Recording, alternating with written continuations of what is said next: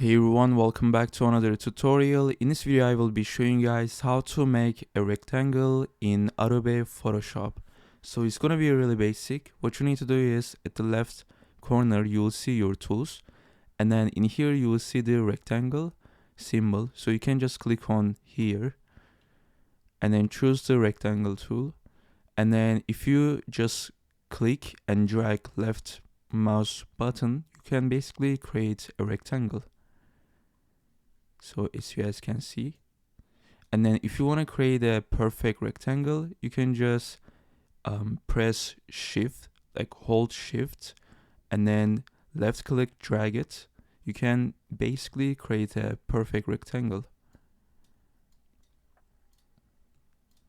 And then if you want to add stroke, so you can just click on here and then you can just add stroke. You can go to the stroke panel and then change the size, like change the color, and then you can make it like inside or outside.